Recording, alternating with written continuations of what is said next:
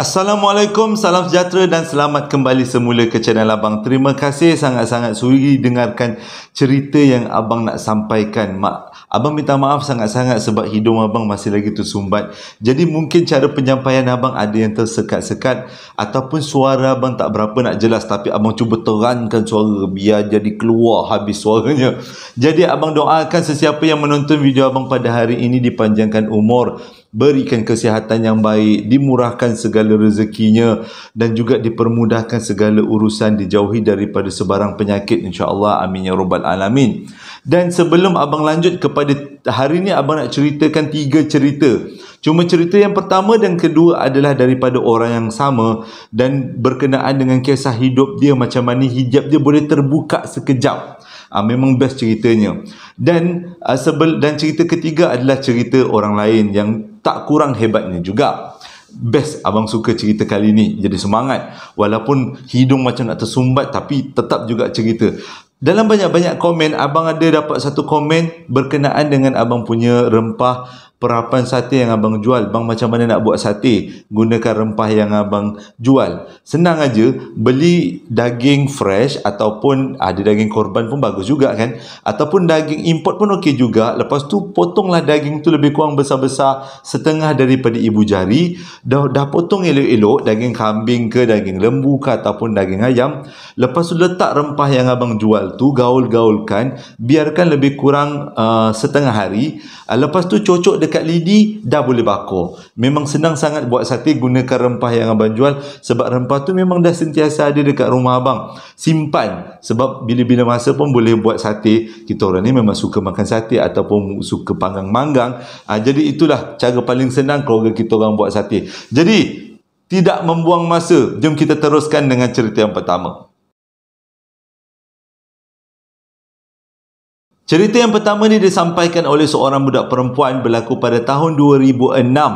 Nama dia adalah Siti Farah. Ini adalah pengalaman dia macam mana hijab dia terbuka sekejap, lepas tu ditutup balik. Macam ni ceritanya. Pada tahun 2006, Siti Farah ni belajar dekat satu universiti dekat kawasan Selangor. Jadi dia kata sebagai seorang pelajar master pada waktu tu, dia diminta untuk duduk dekat kawasan hostel. Jadi mudahlah dia untuk berjumpa dengan pensyarah dia, buat kerja-kerja tambahan macam tu kan. Apa yang pensyarah dia suruh, senanglah kalau duduk dekat hotel berulang-alik kan. Hostel, bukan hotel. Jadi dia kata pada satu hari tu 2016, waktu dia tengah buat kerja, lebih kurang tengah hari macam tu, tiba-tiba jantung dia jadi laju. Dia tak tahu kenapa jantung dia jadi laju. Sampaikan detak jantung dia tu, dia rasa sakit dekat bahu. Bukan, dekat dada. Macam dekat dada. Dia punya detak jantung dia terlalu laju sampai dia sakit dekat dada. Dan dia mengadu dekat kawan dia. Dan kawan dia pun tak lengah-lengah bawa ke hospital. Bila sampai dekat hospital, doktor buat macam-macam cek. Sebab mengikut kata Siti Farah, dia ni memang tak ada apa-apa sakit. Dia sihat walafiat. Dan doktor cek dia punya darah, dia punya tekanan darah, dia punya semualah segala-galanya, sampaikan paru-paru dengan jantung dia pun dia cek. Dan doktor beritahulah dia ada penyakit, ada kaitan lah sikit dengan saraf ke apa benda lah, lebih kurang macam tu dia cakap. Cuma dia kata untuk mengubati penyakit ini, detak jantung dia kena berhenti sekejap. Dengan kata lain, doktor akan stopkan jantung dia dalam beberapa second sebelum jantung dia dihentak semula untuk sambung hidup balik. Macam tu lah. Abang pun mula-mula dengar, abang rasa macam ada ke rupanya cara rawatan macam ni. Sebab dia kata itulah salah satu cara untuk ritma jantung tu dikembalikan ke keadaan yang normal. Jadi terpaksa di stopkan 2-3 second, lepas tu disambungkan balik. Jadi waktu tu Siti Farah rasa macam kalaulah dia punya detak jantung dia tu diberhentikan dan seterusnya diberhentikan dan dia berhenti terus sampai bila-bila, memang almarhum lah dia. Jadi dia rasa pada waktu tu mak ayah dia jauh. Dia ni orang Kedah. Jadi mak ayah dia jauh. Dia rasa macam dia bukan orang yang senang, dia kata. Dan dia rasa risau gila pada waktu tu. Dan dia ditempatkan di kawasan unit rawatan rapi ICU lah lebih kurang macam tu sebelum dia pergi ke bilik bedah untuk rawatan. Jadi dekat kawasan, dia bukan ICU tapi macam unit pemantauan lah lebih kurang. Jadi dekat kawasan situ ada beberapa orang yang dia borak-borak waktu dia masuk hospital, termasuk dengan seorang nenek yang duduk depan katil dia. Jadi dia luahlah kepada nenek tu yang dia sebenarnya risau dengan keadaan dia. Kalaulah jantung dia diberhentikan dan terus berhenti, dia takut dia meninggal, dia kata. Tapi nenek tu bagi semangat. Nenek tu kata jangan risau, sekarang ni kita punya perubatan bukanlah zaman-zaman dulu macam 3-40 tahun yang lepas. Sekarang ni kita ada banyak teknologi. Jadi berilah kepercayaan kepada doktor dan juga kita doa banyak-banyak, insya-Allah semuanya akan berjalan dengan lancar. Jadi bila dengar kata-kata semangat daripada nenek tu, Siti Farah rasa macam okeylah, dia redha dengan apa yang akan terjadi. Dia doa banyak-banyak pada Allah Ta'ala dan dia ucapkan terima kasih sangat-sangat dengan nenek tu, sebab nenek tu bagi dia semangat supaya dia untuk terus bersemangat buat rawatan tu. Jadi selang sehari seperti yang diaturkan oleh doktor cakap benda ni tak boleh buat lewat-lewat, kena cepat sebab jantung Siti Farah semakin lama semakin laju. Takut doktor kata benda ni akan efek pada lain, dia punya pergerakan darah mungkin akan ada pembuluh darah yang pecah. Jadi benda ni tak boleh dilambat-lambatkan. Jadi besok pagi dia dah masuk dekat dalam bilik bedah. Jadi dekat dalam bilik bedah tu dia disediakan dengan macam-macam benda, dengan macam-macam mesin. Yang perlu adalah Siti Farah punya jantung akan diberhentikan seketika.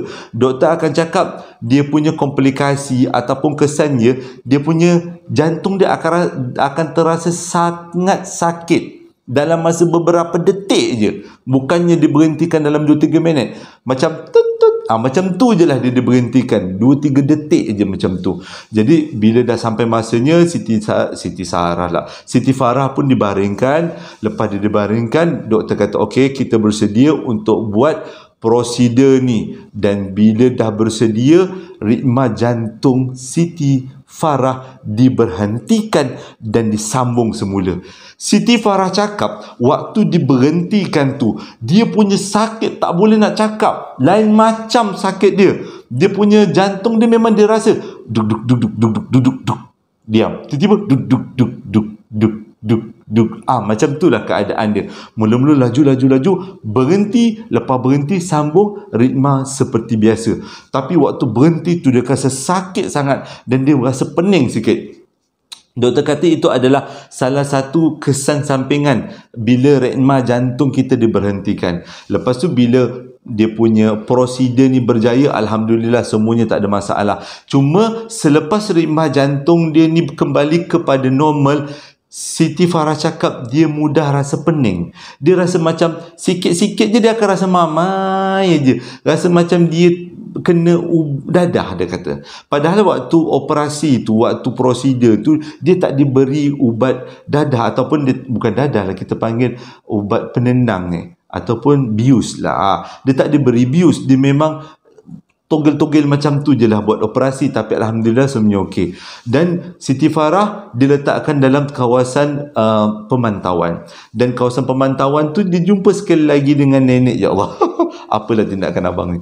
Dan Siti Farah pun jumpalah dengan nenek tu semula, nenek yang dia berborak-borak tu. Tapi dia sedih bila dia habis buat operasi tu. Bila dia balik ke unit pemantauan tu, dia tengok nenek tu dah terbaring macam tu aja.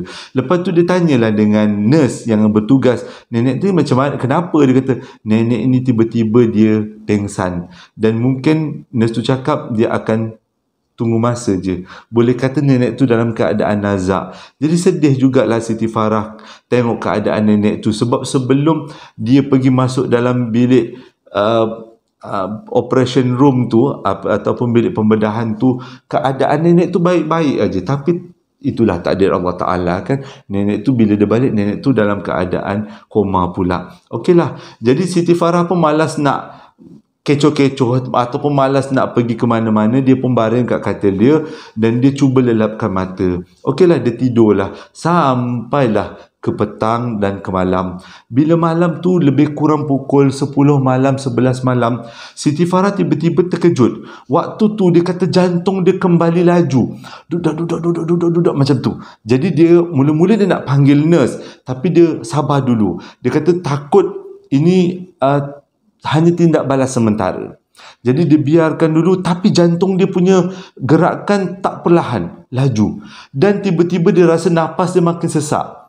Waktu ni pengalaman pertama dia, bila dia nampak dalam wad pemantauan tu ada orang lebih kurang 10 ke 11 orang berbuat tindakan yang sangat tidak wajar. Ada yang melompat dari katil ke katil, ada yang berdiri tegak sambil kepalanya dilentukkan kiri dengan kanan, dan ada yang paling pelik sekali berguling-guling dekat atas lantai. Mula-mula Siti Farah ingat itu semua orang, sebab pada waktu tu dia memang dalam keadaan yang mamai. Waktu jantung dia laju tu dia rasa macam dia macam nak pengsan. Tapi dia nampak benda-benda yang tak sepatutnya. Mula-mula dia ingat itu orang, tapi dia kata mana mungkin orang melompat daripada satu katil ke satu katil. Mana mungkin juga manusia biasa yang normal nak berguling-guling atas lantai ataupun berdiri lepas tu hangguk-hanggukkan kepala macam tu. Mustahil ada manusia.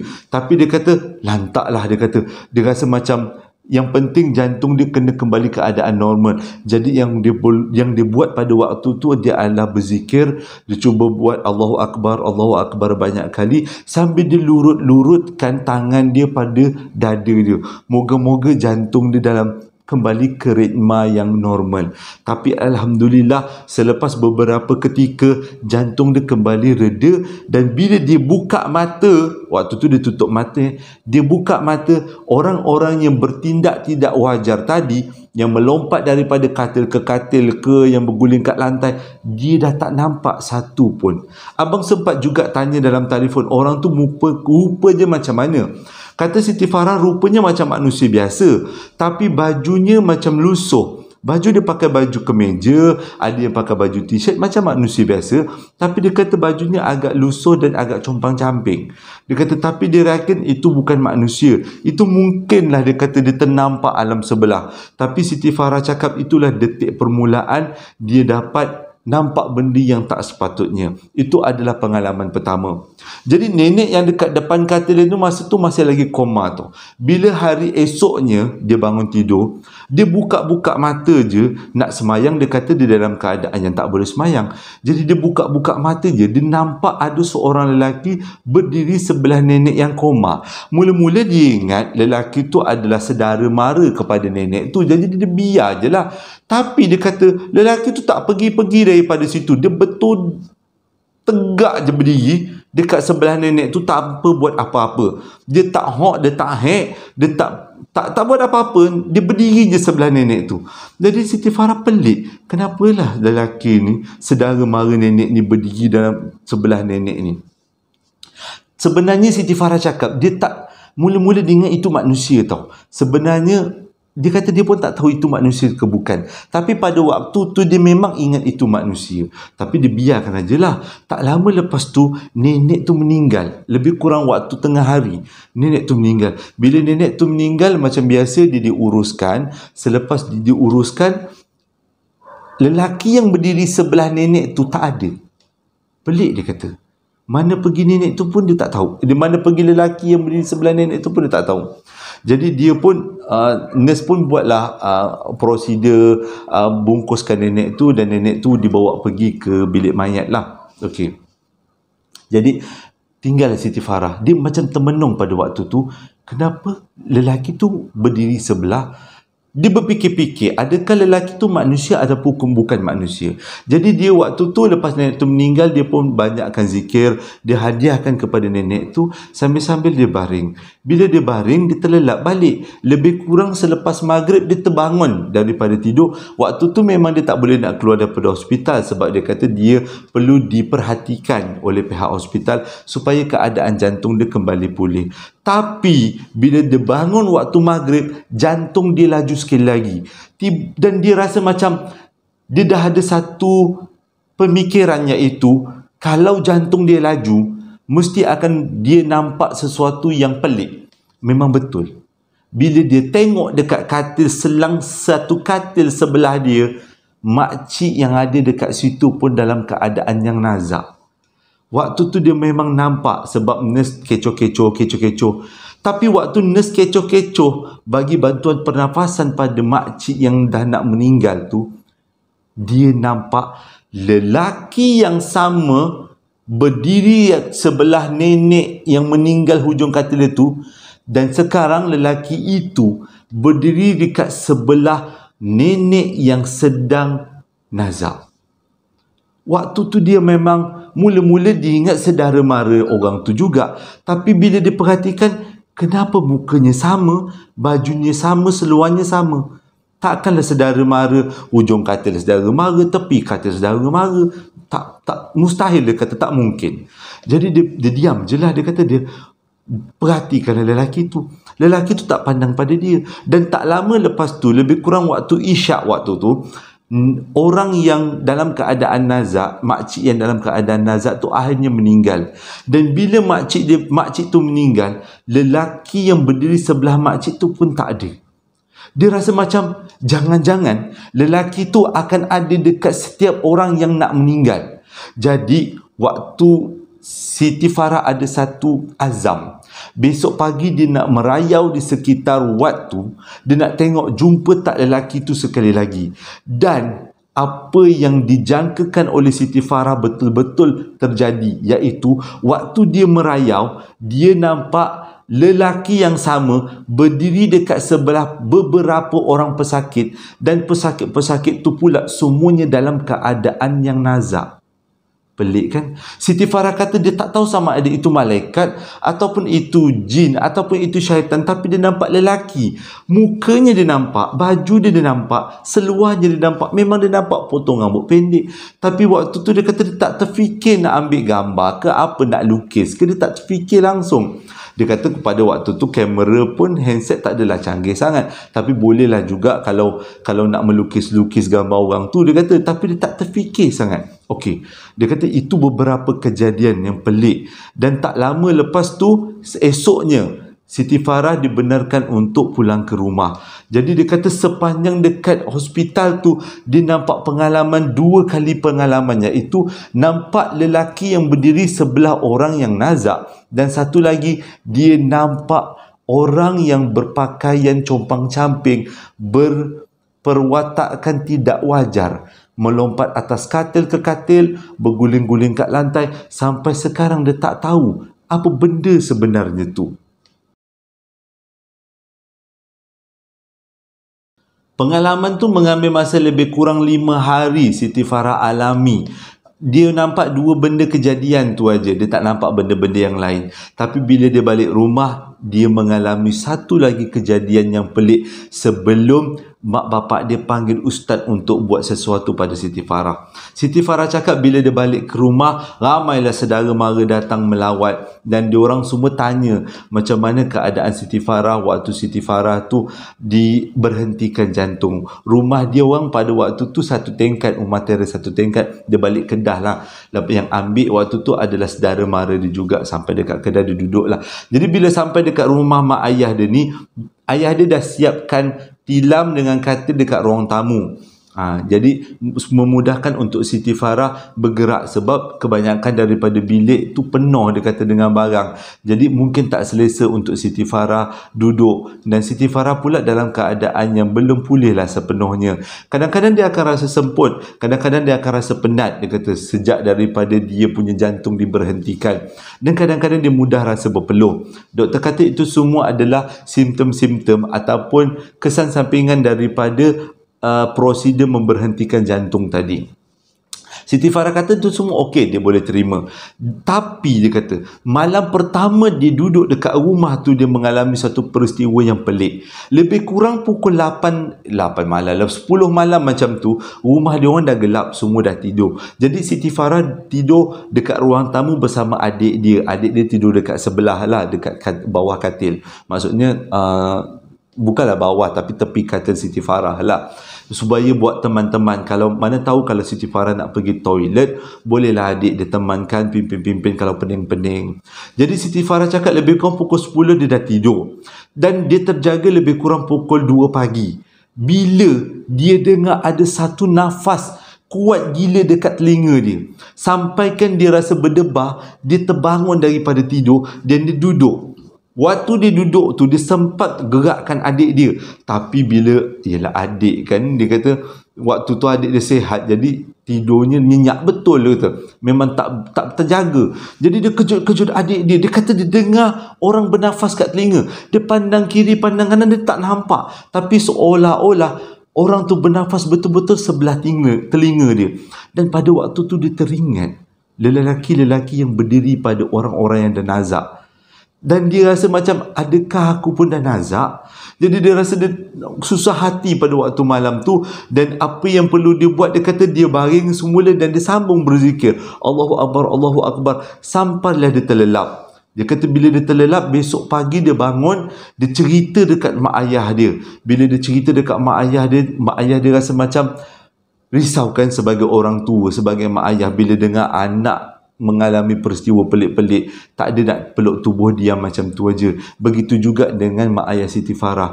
Jam-jam tu juga, petang tu juga, mak ayah dia hubungi seorang ustaz yang terkenal dekat Kedah untuk buat perubatan secara Islam. Jadi bila ustaz tu datang, Siti Farah ceritakan apa yang dia alami sejak daripada jantung dia diberhentikan. Jadi ustaz tu kata dia pun tak tahu, sebab inilah pertama kali dia dengar orang yang berpengalaman pelik macam ni. Selalunya kalau orang hijabnya terbuka, dia akan nampak makhluk alam sebelah kan, contohnya makcik rockers ke, yoyol tu ke, ataupun gula-gula ke, akan nampak macam tu. Tapi Siti Farah ni nampak sesuatu yang lain daripada tu. Ustaz tu pun tak tahu nak cakap apa. Tapi ustaz tu cakap, cubalah, dia kata, cuba kita tutup hijab. Jadi ustaz tu ajarkan Siti Farah beberapa zikir dan juga beberapa surah yang Siti Farah kena hafal untuk menutup hijab. Sebab Siti Farah cakap setiap kali jantung dia berdetuk laju, dia akan nampak sesuatu yang lain macam. Jadi dia kata itulah petandanya, jantung dia akan laju. Jadi tapi sejak dia mengamalkan surah-surah yang diberi oleh ustaz tu dan juga beberapa zikir, dia tak beritahu dekat abang surah apa yang dia amalkan, tapi dia kata surah je lah. Antaranya surah Al-Ikhlas, dia kata itu je lah yang abang ingat. Ada lagi surah-surah yang agak panjang juga, dia kata. Jadi dia kata sejak dia amalkan surah tu dan juga sejak dia amalkan zikir-zikir tu, alhamdulillah, walaupun jantung dia berdetuk laju, taklah laju sangat, dia kata dalam keadaan berdebar, dia dah tak nampak lagi benda pelik-pelik dan dia tak dengar lagi apa-apa yang pelik-pelik. Dia rasa bersyukur sangat-sangat, sebab dia kata dia bukan orang yang berani nak menghadapi benda-benda macam ni. Dan bila abang dapat cerita ni, abang rasa inilah pertama kali abang dengar orang yang diberhentikan jantung. Dan ini juga pertama kali abang dengar orang yang diberhentikan jantung, lepas tu nampak benda-benda yang pelik, yang bukan daripada alam sebelah, tapi tak tahu daripada alamnya mana. Alam ni terlalu luas kan, Allah Ta'ala cipta. Jadi banyak rahsia yang masih lagi belum terbongkar. Tapi pengalaman ni mengajar abang sesuatu, iaitu kalau kita hijab terbuka, tak semestinya kita akan nampak alam sebelah. Mungkin yang kita nampak tu sebelah kanan, tapi yang Siti Farah ni mungkin nampak yang sebelah kiri punya alam. Tak tahulah, tu abang agak ajalah. Cerita yang ketiga ni berlaku dekat Kuala Lumpur pada tahun 1998, diceritakan kepada abang oleh seorang perempuan yang bernama Ju. Ju cerita ke abang ini kisah dia waktu mula-mula kerja kilang. Pada tahun 1998, waktu tu dia baru habis peperiksaan SPM.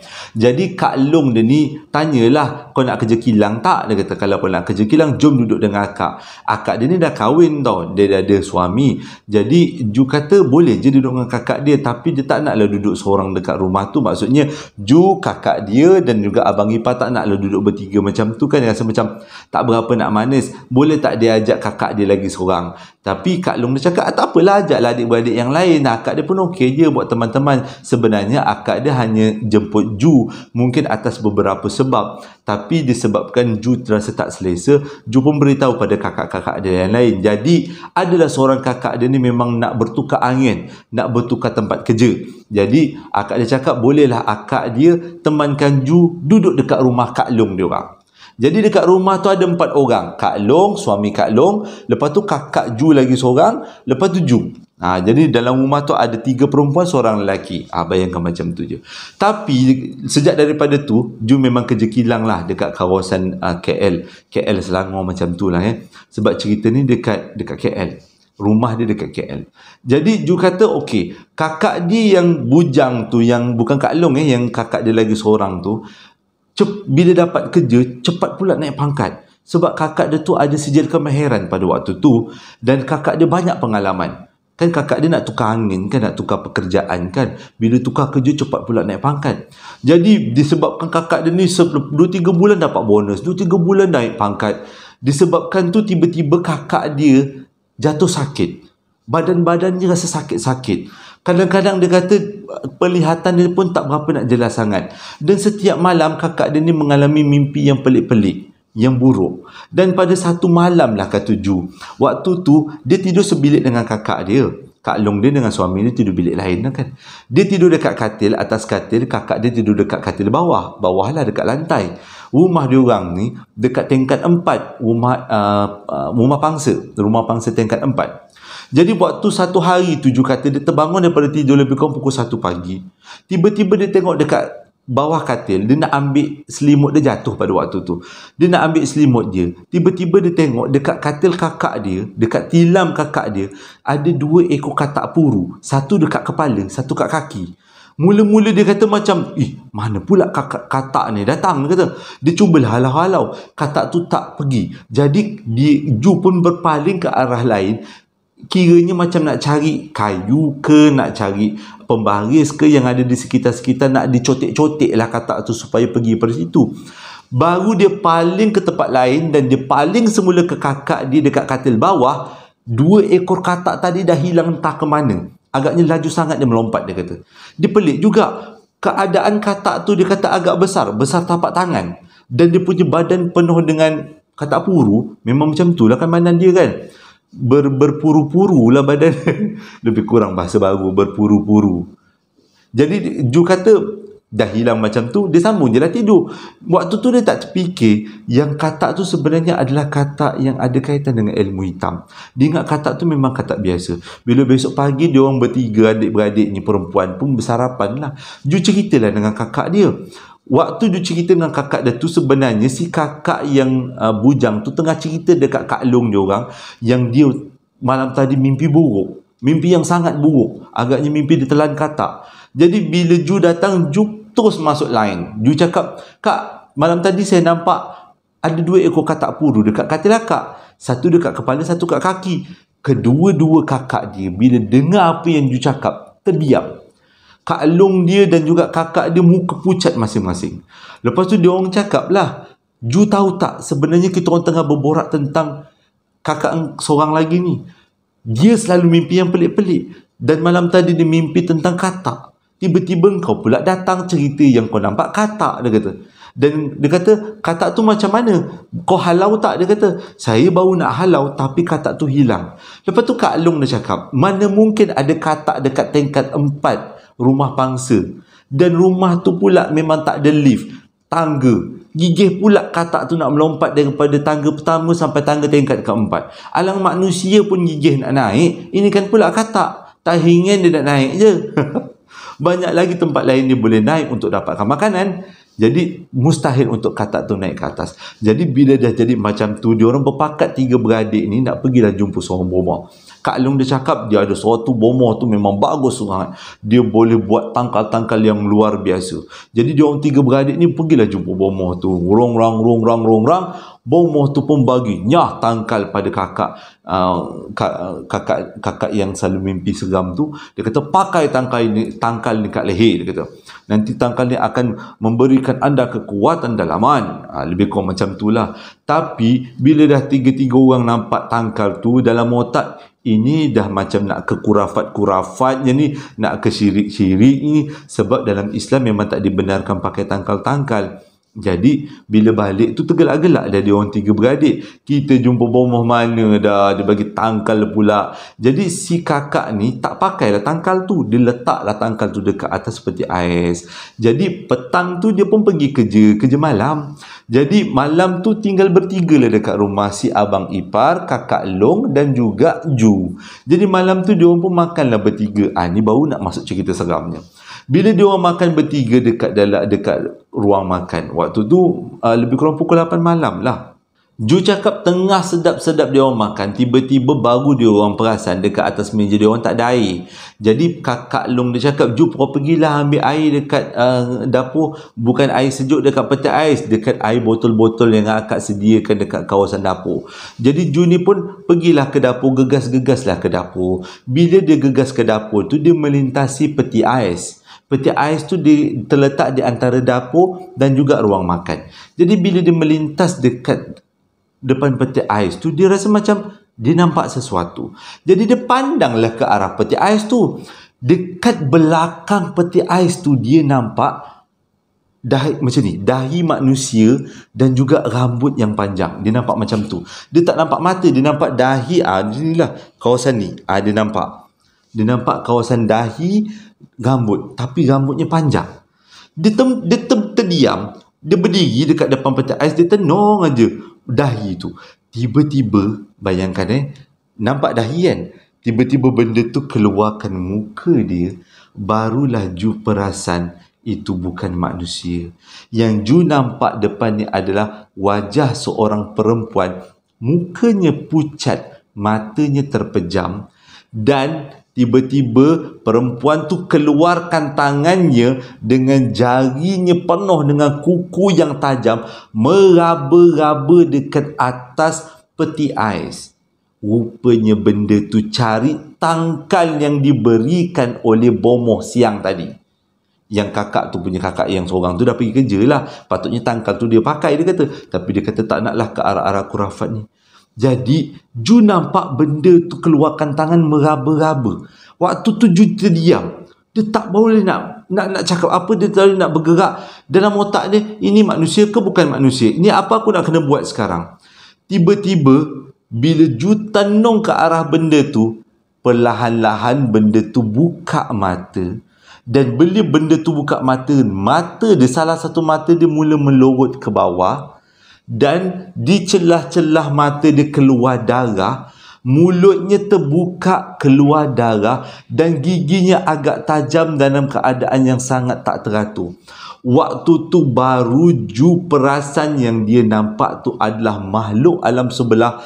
Dan pada waktu tu memang Ju menjerit sekuat hati, dan Ju patah balik semula ke ruang makan sambil menjerit panggil, Kak Long! Dia punyalah takut sampai kat ruang makan. Dia terus peluk Kak Long dia dalam keadaan yang berpeluh menggigil-gigil. Sampaikan Kak Long dia tanya, kenapa Ju? Kenapa Ju? Kenapa ni? Kata. Lepas tu Ju cakap, dekat belakang peti ais ada benda. Jadi Kak Long dia pun pergilah. Bang, dia pun suami dia pergi. Bang, abang pergi tengok. Bang, abang pergi tengok. Suami dia pula askar. Waktu tu abang tu, suami dia macam, nak kita tengok tak? Nak kita tengok tak? Lepas tu bila dah kena, yelah, kakak dia cakap lah kan, abang pergilah tengok, abang seorang lelaki kat rumah ni, pergilah tengok kat belakang peti ais tu ada apa. Kalau ada benda yang lain, kau hampuk dia kata. Takut juga suami dia kata. Tapi bila dah tengok keadaan si isteri dan juga adik ipar dia dalam keadaan kucak-kacir, si suami pun pergilah juga ke belakang. Tengok dekat peti ais ada apa-apa. Sambil sempat pula dia capai, kalau tak silap abang, sesuatu lah. Macam belati lah macam tu. Kalau ada apa-apa, perompak boleh dipukul, dipepuk orang tu. Bila dia sampai dekat belakang, dekat peti ais, lepas 2-3 minit, abang ipar dia pun kembali semula ke ruang makan. Abang ipar dia cakap, tak ada apa-apa kat belakang peti ais.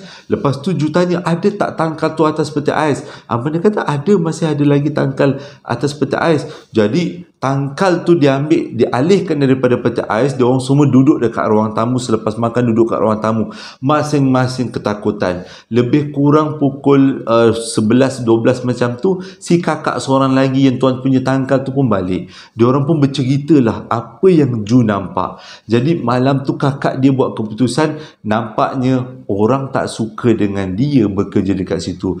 Kakak dia ambil keputusan untuk berhenti je. Esoknya kakak dia bagi resign letter, surat berhenti. Kakak dia terus letak jawatan. Sejak daripada tu, keluarga ni tak lagi diganggu dengan benda pelik-pelik. Tapi dia kata gangguan tu hanya Ju saja seorang yang nampak, dan kakak dia yang diganggu sepatutnya mengalami sakit-sakit badan macam tu je. Ju kata yang paling diingat adalah muka benda tu bila dia buka mata, matanya nak terkeluar, melorot ke bawah. Dia kata seram gila pada waktu tu, walaupun cerita ni dah berlaku lebih kurang belasan tahun yang lepas. Dia kata tapi masih lagi segar dalam ingatan.